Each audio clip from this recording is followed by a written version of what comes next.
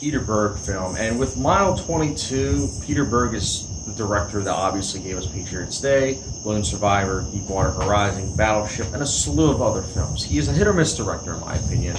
I like some of his work, such as Patriots Day, Lone Survivor, solid. And other films, I'm just kind of like Battleship, I'm like, it's obvious you just did this so that you could make Lone Survivor. But honestly, with Mile 22, I was very excited for it.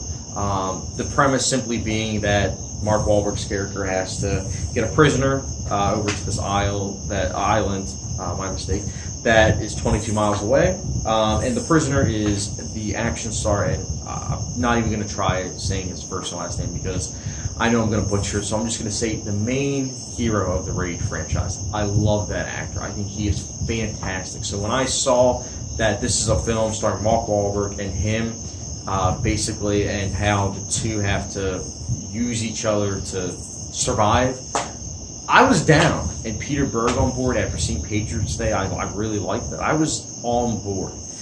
The result, we'll get into that. Let me just first say, this film has a really good sound design. The mixing of the bullets and just what little dialogue there is, it's good. It's really good. You really get a sense of urgency through the sound mixing and how the bullets just feel like they're coming at you left and right. The cast, it's also nice to see a variety of actors. You have John Malkovich, you have Mark Wahlberg, Ron Russo. It's nice. It's a nice variety of characters. Unfortunately, getting into characters, I don't know where to begin. There's just a lack of characters. I mean, these characters are so paper thin that I guarantee you that even people that give this movie a positive review, for some reason, they are going to say that the character development is like non-existent. These characters have no traits. The main character, Mark Wahlberg, has one trait, with like the whole rubber band thing. But the only thing is that's explained like in the credits, where they're just like spoon feeding the audience to where it's like, hey, this gives you an understanding. And it's like, you take out the after credits, it just reminded me so much of Suicide Squad. Remember Suicide Squad, where it was like in the very beginning, they just spoon fed a bunch of information so that it was like, here you go, this is the information you need to know. And it's like, if you take that out, you wouldn't know anything about the film. And that is this film in a nutshell. These characters being so paper thin, it makes it so that the action you don't care about, even if the action was well filmed. Which leads to that. This is an action film with some of the worst action choreography since, I don't know, Taken 3. It's bad. It's really bad. I mean, normally this is the type of thing where if it was a PG-13 action film, I would say, okay, it's because they're hiding the fact that if they show these blows and whatnot, they could potentially be looking at an R-rated movie. And that wouldn't be good for studios.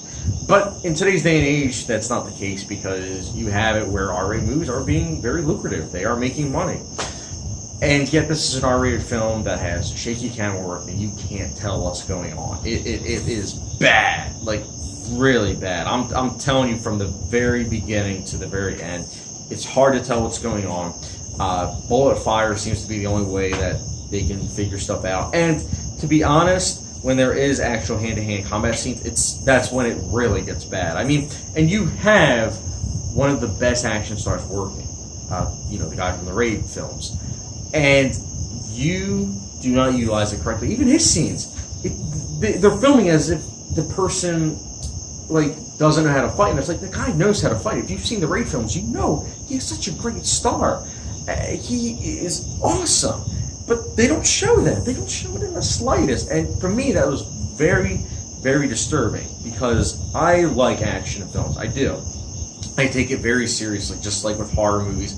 I take it very seriously that with the whole build-up of scares that it actually works and doesn't feel cheap, But Mile 22 really got to me in that category, as well as the fact that it was a throwaway action film that towards the end was trying to get deep when it just felt very forced and at a left field, even though you saw it coming a mile away. See what I did there?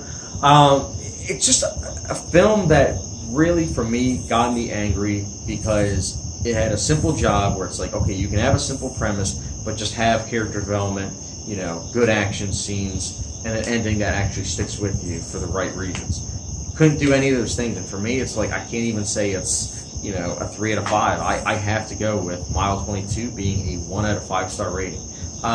You know, and if you guys are watching this review and you're thinking that's harsh, you know, this film does not deserve even a 2 out of 5, in my opinion, because of the simple fact that it didn't get all the check marks for an action film.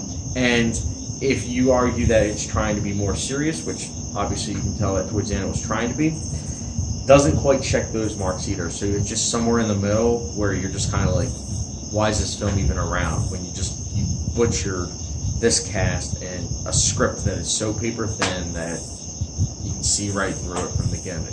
So also, let's just be honest here, it's a 90-minute movie that feels a lot longer because of the fact that it's so dull. But again, Mile 22, like, if you guys liked it, I'm down to hear you guys' thoughts. If you didn't, and you guys share my pain, down to hear you guys' thoughts. And don't forget the subscription, notification bell, and I appreciate you guys' support, and I'll see you guys later.